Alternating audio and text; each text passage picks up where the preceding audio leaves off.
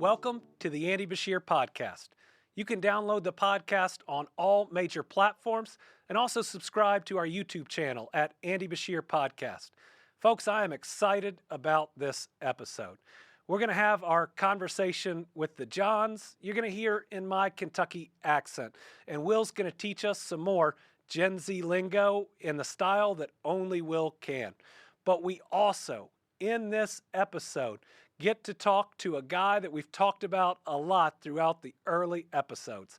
That's right, we have New Orleans Saints quarterback Tyler Shough.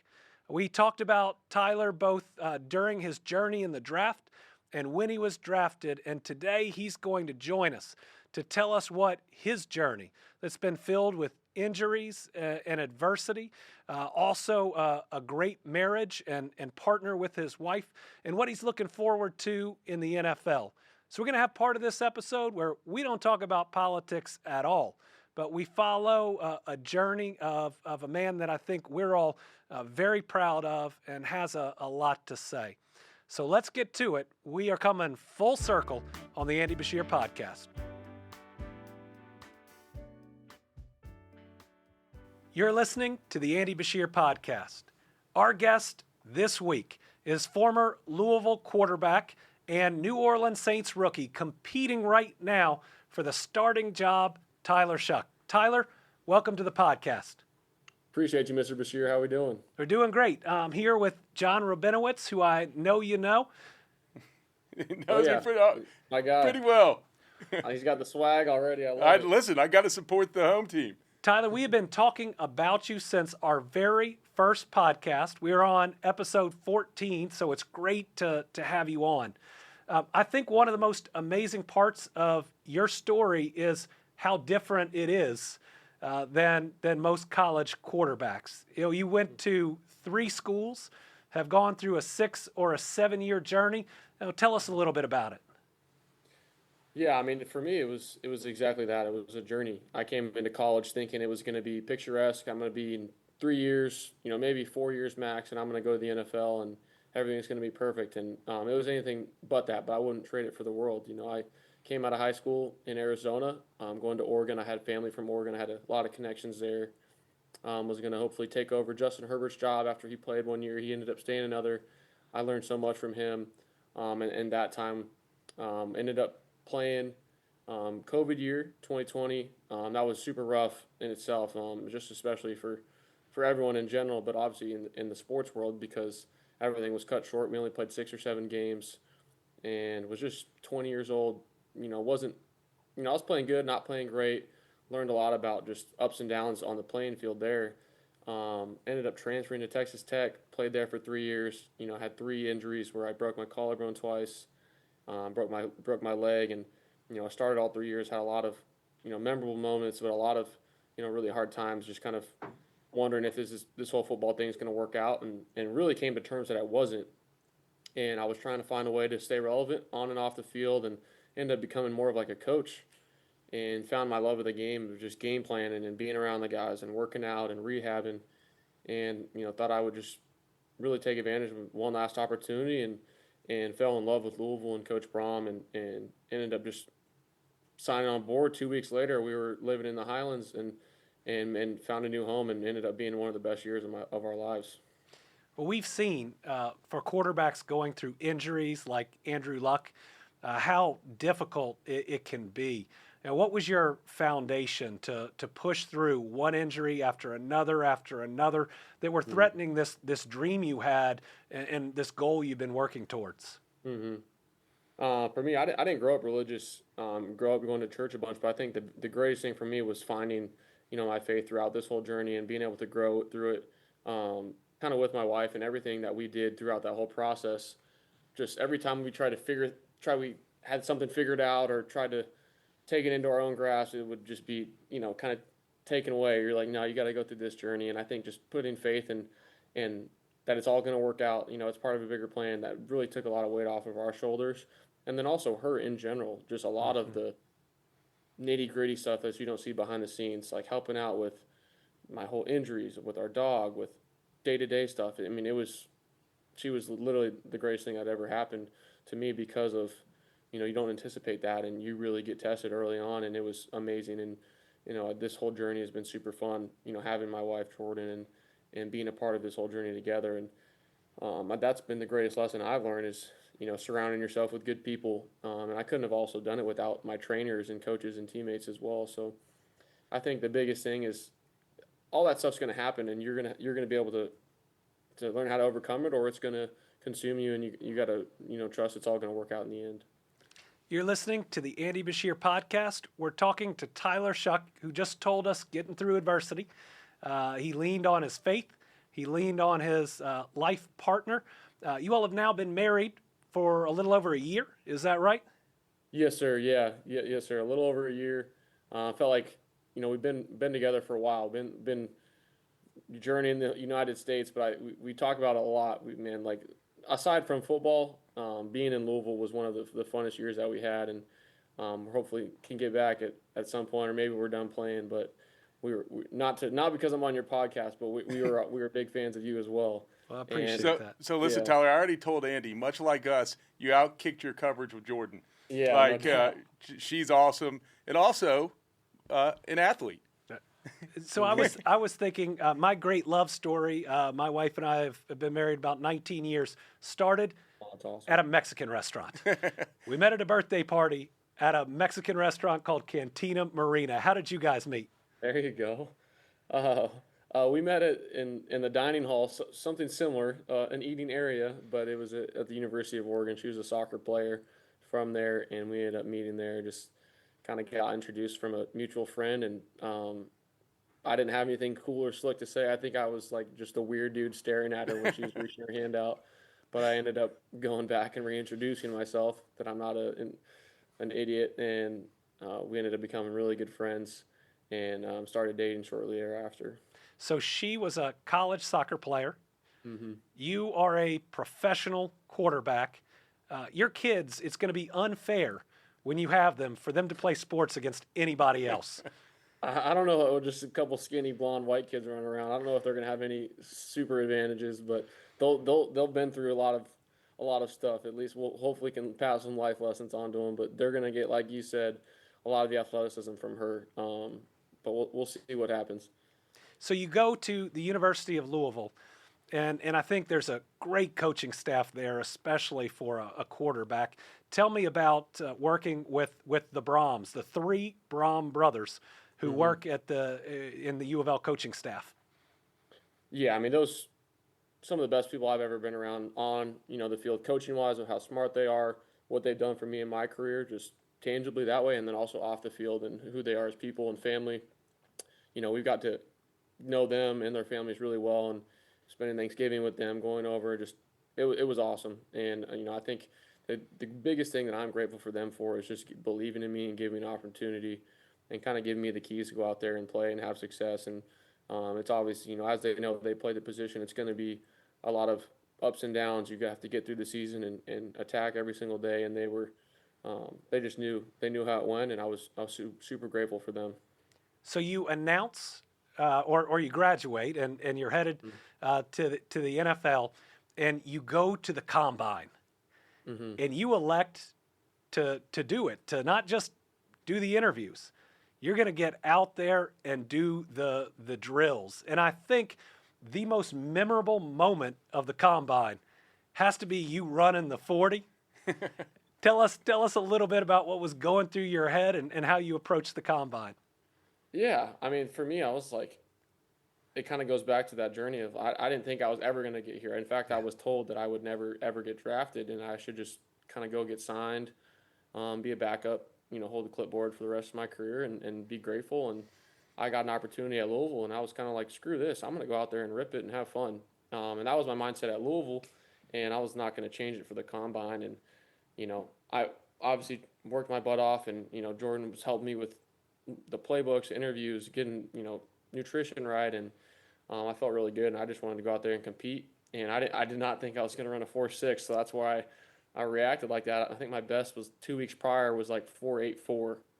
I'm like, man, if I can get 4.7 and 4.75, beat Josh Allen or whatever it was, I'll be really happy. And ended up running that. So that was just a full blacked out, pure reaction of adrenaline, and it was super funny, but it was perfectly just a great description of that whole journey and who I am.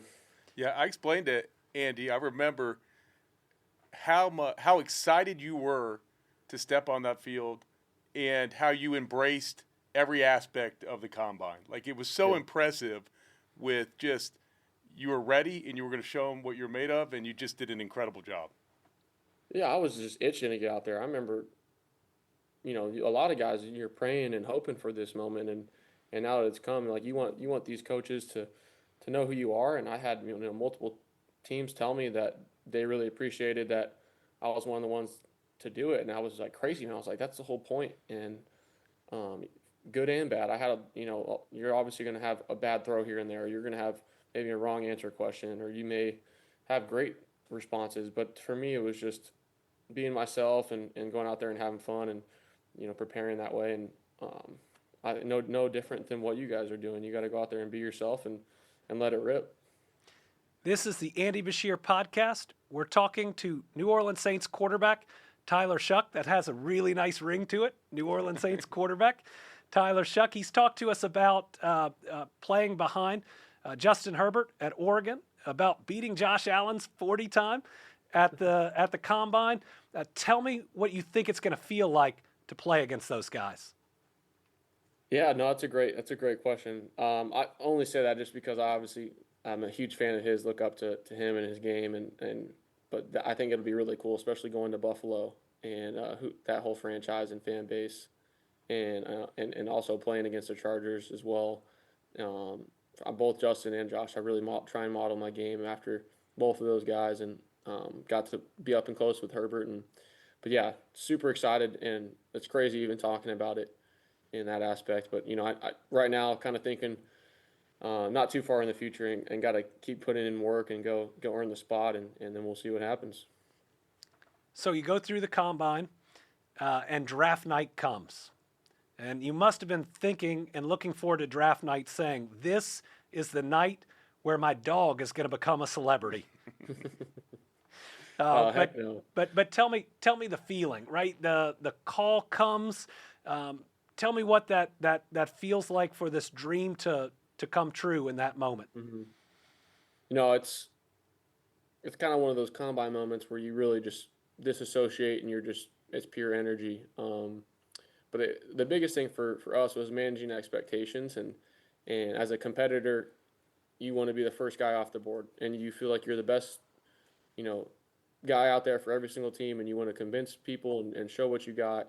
At the same time, it was great to have that perspective of a year ago when I couldn't even walk, going into the Louisville treatment room and wondering if I'm going to play football again, and just being grateful that Louisville gave me an opportunity, and I want to do everything I can to make them proud and show and prove myself right, and kind of having that mindset throughout the whole draft night, and just being grateful just for that opportunity, because I know it wasn't supposed to happen, but at this same time, well, doggone, I'm going to go make the most of it. I'm going to go out in there and do everything I can, and that was when the call came through.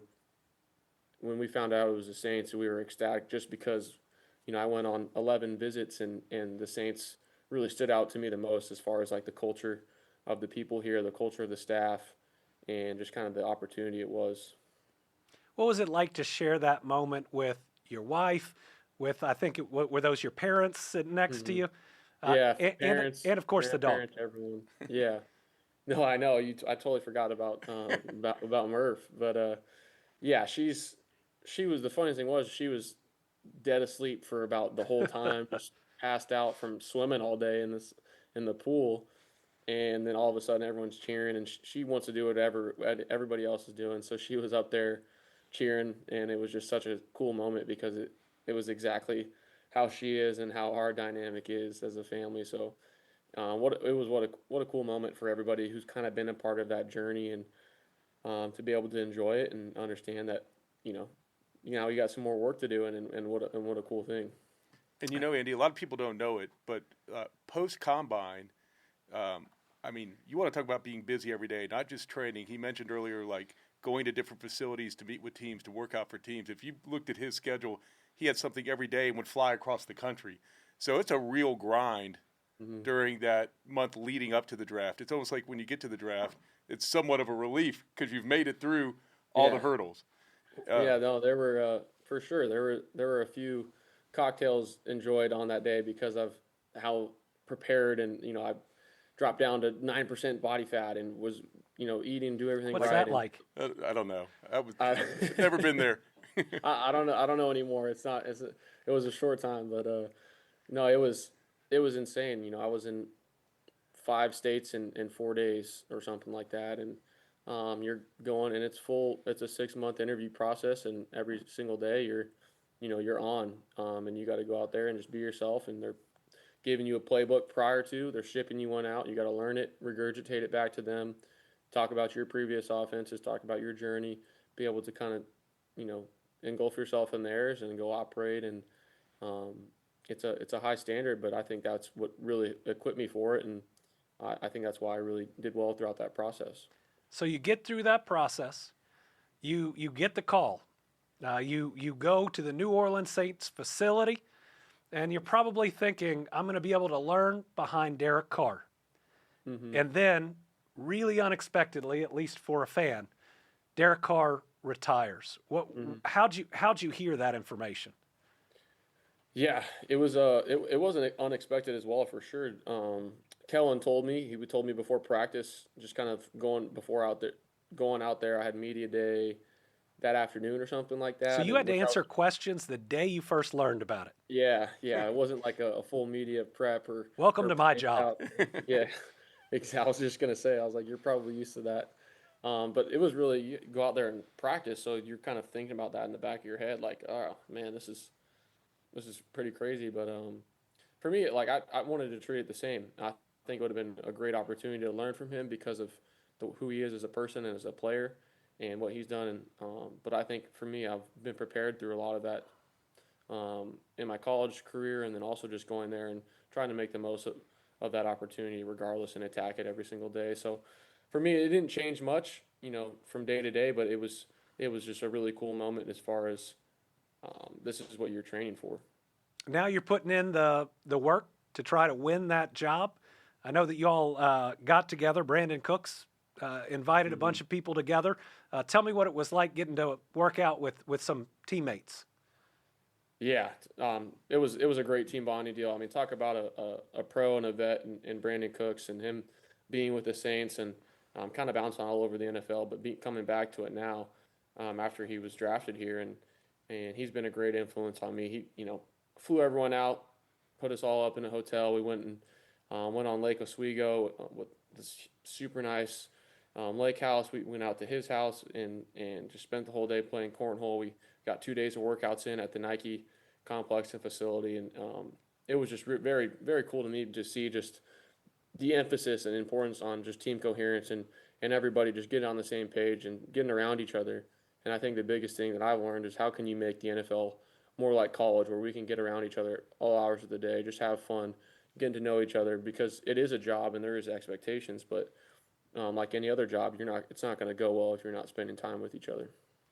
Tell me how you think the Saints are going to do this season. I think we're going to do pretty good. I think we do really good just because of the group that we have. I couldn't give you a record or anything like that, but I know how we've been practicing, the staff that we have with Kellen and his championship pedigree, the quarterbacks that he's had, and then also just the leadership I think that we're building and that we already have. I think those are a really good recipe for success. So, I couldn't tell you what we're going to do exactly, but I know kind of throughout this whole process, it's going to be a lot of fun. And what are you looking forward to most in your first NFL game? Yeah, that's a good question. What am I looking forward to most in an NFL game? I would say just going out there and being able to play against a lot of guys where, I grew up watching. I've also played with and against in college, and to kind of get to that moment and just be out there in flow state and just having fun and ripping it. I think that's what I'm looking forward to, is just competing, and then afterwards you can kind of take a breath of relief and just say, this was what a cool moment, but treating it like every other game. And I think that's been the biggest thing, new team, new city, new college, and just going out there and having fun. We like to end these interviews with a couple of fun questions. Yeah. So what is your favorite sport outside of football? Are we talking like Olympic sport, collegiate sport, Your call. recreational sport? All right, I'll go one of each. Olympic, I'm going to go swimming. I feel like I'm a pretty good swimmer. Collegiate sport outside of football would be baseball. Shout out to Louisville baseball for a heck of a year. Heck of a A year. lot of times when I thought I should have played baseball because got injured a few times there. And I was like, man, I should have stuck with this whole BP and listened to country music and just standing out there having a good time at practice. And then I would say recreational would be cornhole. I would say cornhole for sure. We had a generational run out at Brandon Cook's house. We had 5 hours, and one thing I do like is a little bit competitiveness out there. We didn't lose for 5 straight hours. So if there's any Kentuckians or people from Louisville that want to get out, I feel like the challenge has been issued. Yeah, I think he's already working on a second career after this. They got it on ESPN now. They got the ACL going, so we'll see. There you go. Now, who is the best cornhole player on the Saints? Are you calling that? I think I am for sure. I haven't seen everybody. Me and Hunter Deckers we were rolling a little bit there, but I don't know. Are you guys what is your favorite sport to watch and or play, Mr. Beshear? I think watching it's football and basketball. Olympic sport, I'm going to go curling because I believe I might be able to do it. So there's a future for me. I mean, that's a great one for sure. Basketball around here, these parts with the UK, and I got back into baseball. I think with the pitch clock now and everything, it moves a little bit quicker. Yeah, I love watching Will play. My son plays high school baseball, but that's a little different. And I spend so many days out there supporting him. But it has been fun catching up with professional baseball again. What's your favorite type of food? Ooh, that's one thing that moving to Louisville, where I didn't necessarily know, that was pleasantly surprised about, was the seafood there and the Italian. I'm a big Italian guy. Volare was really good in Louisville. I would say overall, probably Italian. What's your favorite memory from your wedding? Oh, nice. You got some good questions. Thank you. That's why I do a podcast. You're getting the stare down somewhere right now. No. I would say we're all out on the dance floor, and it's me and my wife. Like, we're kind of like half hugging, dancing together. Everyone's got their shirts off because we're like sweating or was in the pool or something. Because he has 8% body fat. Well, listen. No, not anymore. I was gonna say, if you live in New Orleans, there's no way you could have 9% body fat. That was a pretty cool moment, just dancing with everybody. Now, if you could go back in time and tell yourself not to follow one fashion trend that you did, what would it be? I will tell you that Maryland's Governor Wes Moore apparently wore his crisscross jeans backwards, and I may or may not have had a bowl cut that I regret. I would love to see that on you, Mr. Beshear. That would look pretty good. It didn't then. It didn't. One fashion trend.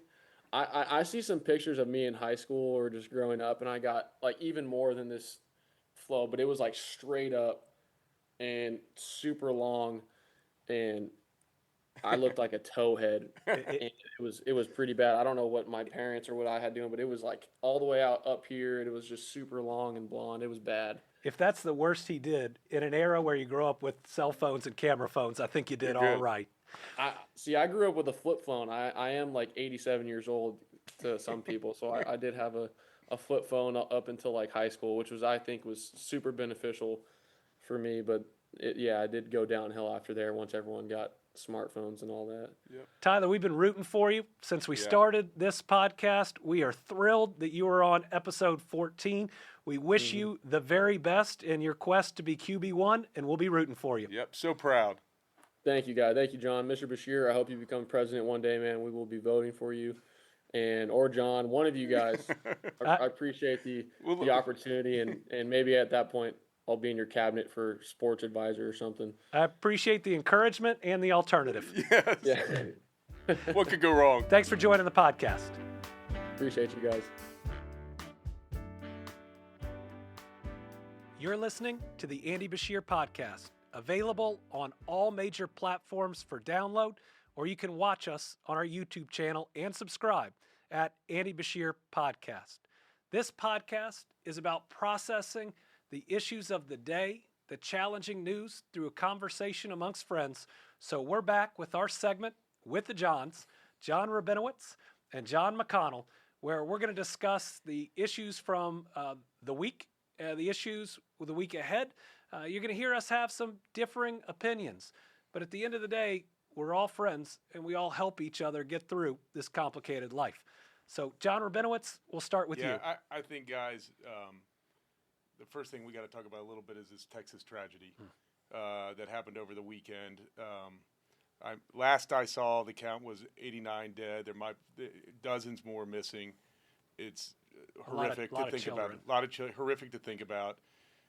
As the story progresses, you kind of, at least me personally, I wonder, like, how could this ever have happened? Yeah, you know, you hear that alarms went off at 1 a.m. and 4 a.m. and listen, that's tough times. Flooding at night is really deadly. It's absolutely horrific, but I still go back to, I'm like, how did this happen? Could there have been preventative measures taken before? But it's easy to Monday morning quarterback. You've been in situations like this. Yes. I don't think people appreciate how deadly water can be and how quickly it can come up. But some of these stories of the survivors, it's unbelievable. Our flood in 2022 was the deadliest in Kentucky history, and it also didn't come with a forecast anywhere near as severe as what we got. We lost 45 Kentuckians, 4 children, all siblings, stood at the foundation of what used to be their home.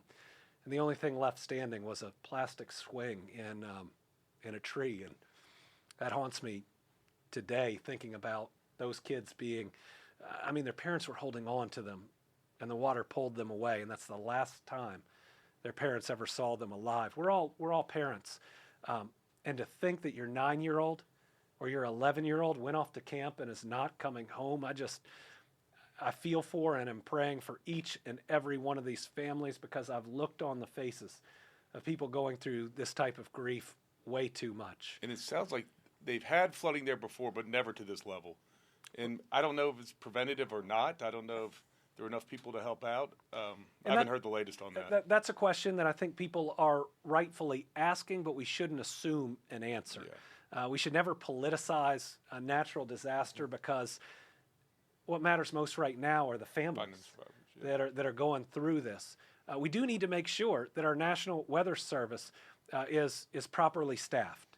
So what we know is that there are positions in the local National Weather Service office that weren't filled. And in Kentucky, we've lost a lot of members of our National Weather Service. But in Kentucky, we were able to correctly predict the last major flooding we had. So I deployed boats and helicopters ahead of time, and we made about 1,000 rescues in the first 24 hours. So I don't know yet, and we don't know yet, whether the National Weather Service might have had a different forecast, if they had more people, if they could have gotten warnings out faster, or if this was one of those, acts of God that unfortunately took too many people. But what we do know is if we don't fully staff these offices, there will at least be one of these in the future that we could have been better prepared for. And when you look at 45 minutes, the river rose 26 feet. Yeah. And Camp Mystic, I think I've got that name correctly, 750 girls were there. And of course, we all got kids. You hear survivors and heroes, and the stories are just, tear-jerking. Mm-hmm. But you're right. Who knows if anything could have been done, but I hope to God we learn from it. I do too, and I also hope that the country rallies around these families and puts them first. Now, I remember on the second day after the flooding, maybe even the first, I think I was in Hazard, and I had a reporter ask me about climate change. And I'm the first Kentucky governor that's ever said out loud that climate change is real. But I let him have it. And I let him have it because while climate change probably contributed, and certainly contributes overall to these natural disasters, the families didn't need to hear that day. It needed to be about them. We needed to make sure our humanity was front and center, and that they came first. Yeah. Yeah, a scary time, no doubt. And our thoughts and prayers are with them, obviously, for those survivors and the rescuers who are out there helping them. But moving on to the big, beautiful bill. Big ugly bill. The big ugly bill. Okay, we're going to change the name. There's now some to good the big things. ugly bill. Good. When we look at what's happening right now it's passed. It is actually written in, and we look at kind of what the effects are going to be on our state, in particular with SNAP. And one thing I found that when I looked and tried to do some reading on this was that SNAP is now going to start to fall to us. A larger portion of the administration of SNAP, which is food assistance, is going to fall to us. Kentucky's going to see about $66 million more in costs every year. We're going to have to find that in our budget. So the big ugly bill doesn't just add trillions of dollars to the national debt. It blows a hole through numerous means into every state budget that's out there.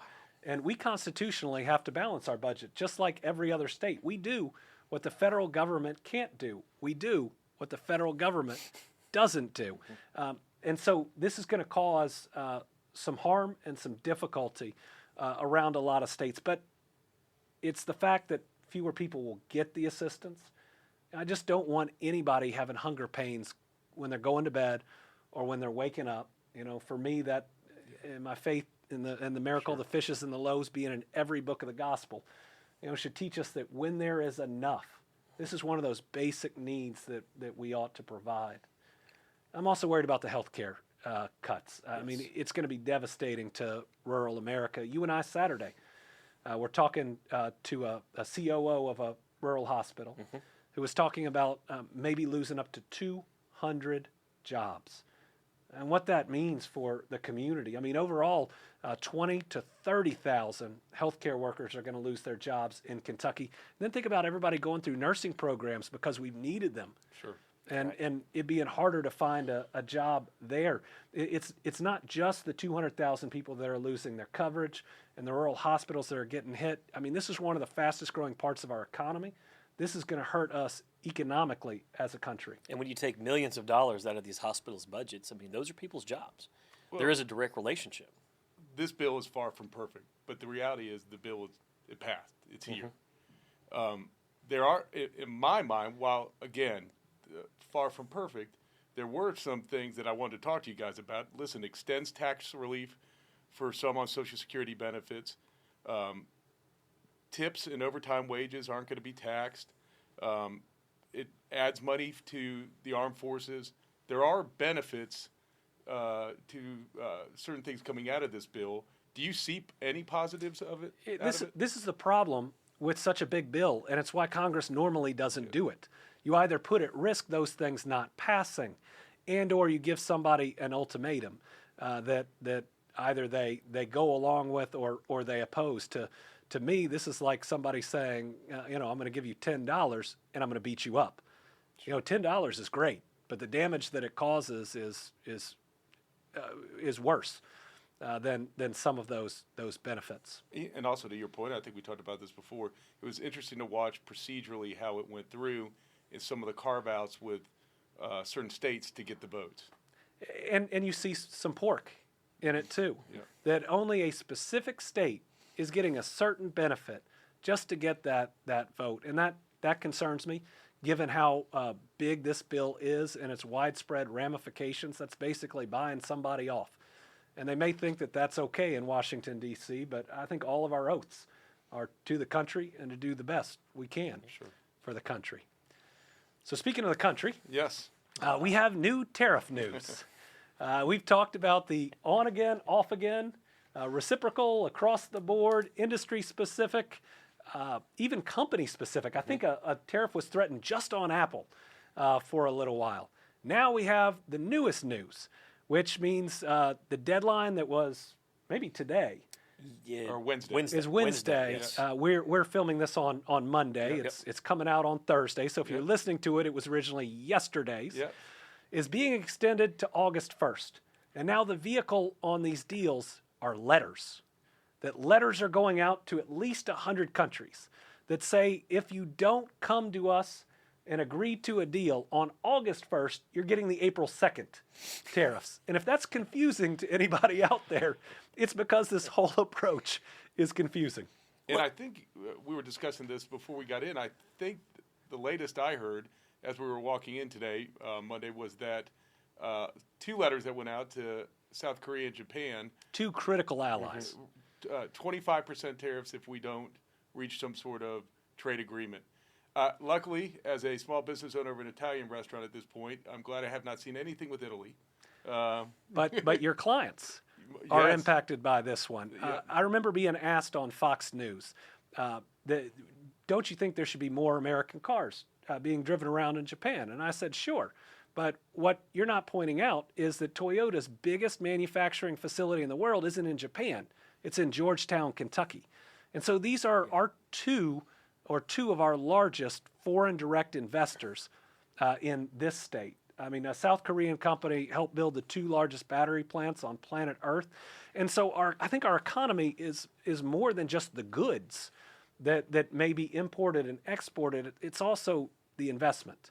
And those are 2 critical allies that if we push to China, we are going to be less secure. Well, and just building out business in Kentucky, when you're talking to people looking to come here for economic development, and every time they listen to the news, the tariff timing changes, or the patterns of when they're going to happen, or the countries, how difficult does that make it to have those conversations? It makes the math enormously difficult. So let's say you're building a $1 billion new facility, but with the tariffs changing every day, it could float $300 million either way. You can't do that. That's 30% of the overall cost that something could go up and down, and no one can build, reshore a new facility, especially with something we're not doing in the United States right now, without importing a lot of the original product, machinery, or other things that are needed.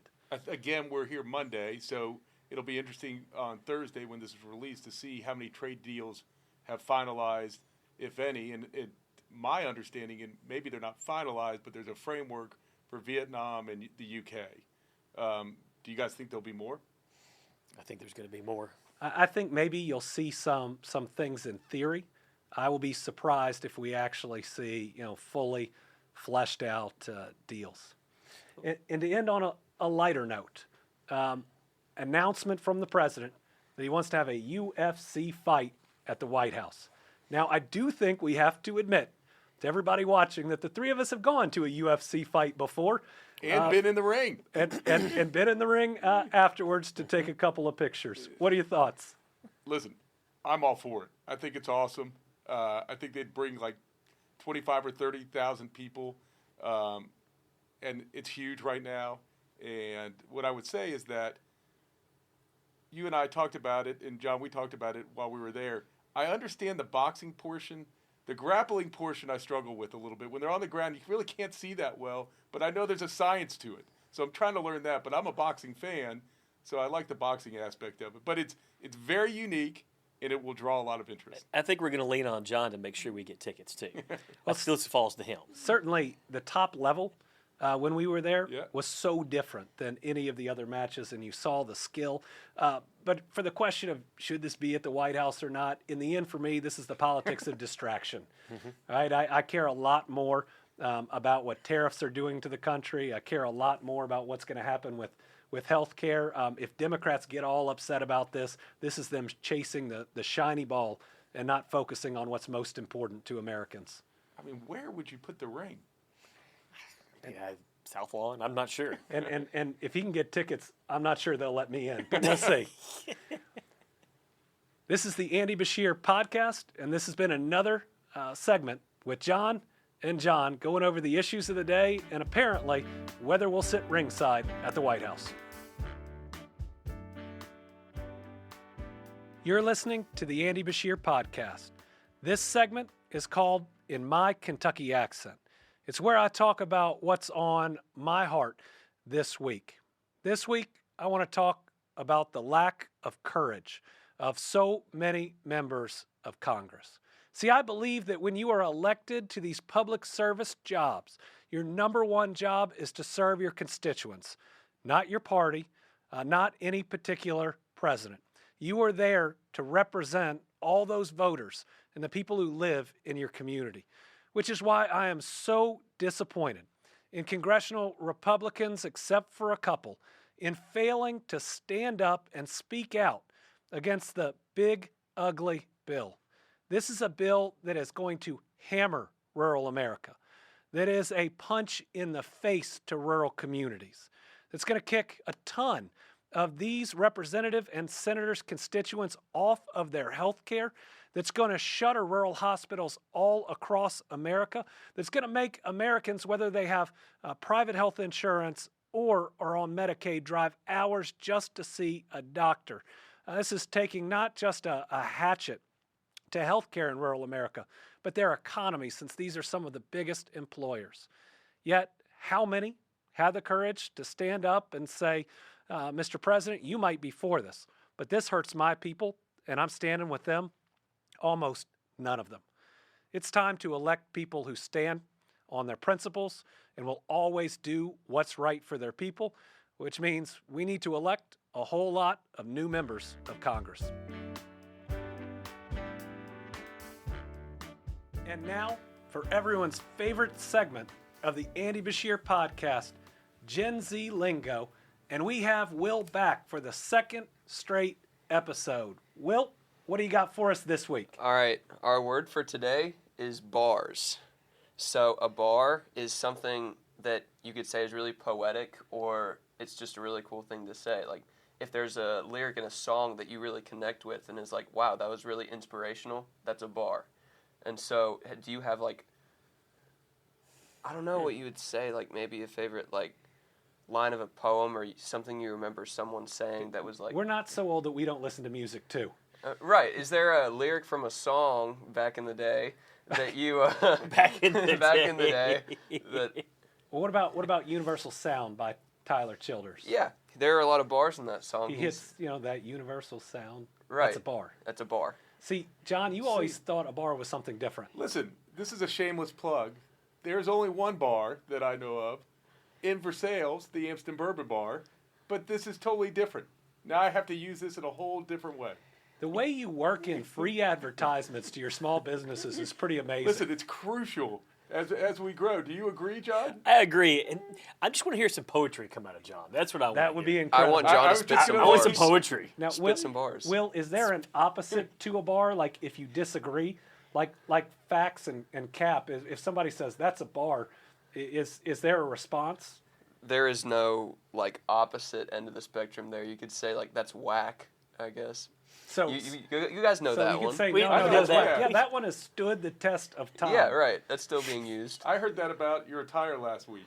It was whack. It was whack. I think I most heard it went viral, though. Congrats on that. it went viral, but Will, what was last week's word that you used to describe it? Goated. It was very goated. I was goated last week. But I didn't have a bar to recite. I didn't have anything to go with it though. Next time, next year. I'm gonna work on that. So, Will, could there be something else that somebody says that maybe you just never thought of before? That's a brand new thought. Could that be? That is a bar? that's exactly what a bar is, really. It's something that you were like, wow, I never thought about it like it that way. And it really is like, it's just a light bulb kind of going off in your head. That's That's a a bar. profound statement. Yeah, exactly. Right. So you guys are catching on. Yeah, like a wonderful new bar you may have found in a different town that could be possibly in Versailles. I'm That not would be. well. 106 Court Street. I only use the bars The I'm kid's 16. talking about. He shouldn't be talking about that. I'm using the bars I'm talking about, not those bars. Oh. So Will, as we were sitting down, you were also talking about catching the woe. What is this? okay, so a woe, if I throw it up to you, you have to catch it and like lock it up. All right. Yeah. So hit the woe. So I catch it and lock it Yeah. out. That, okay. right, Oh, just you like And that. can I throw it backhand? Yeah. Oh, got it. Over your way. John. John, you got it. The Andy Beshear podcast has caught the woe. I think that's a bar. That's a bar. That's a bar. This has been the Andy Beshear podcast. We hope you had a little bit of fun. You processed some of the tough news that's hitting us day after day, but mainly, I hope you have a really great week. Thanks for joining us. Remember, you can download us on all major platforms or subscribe to our YouTube channel at Andy Beshear Podcast. Your downloads and your subscriptions are what keep us going and keeps this conversation going. So make sure you're a part of it, and let's do this together.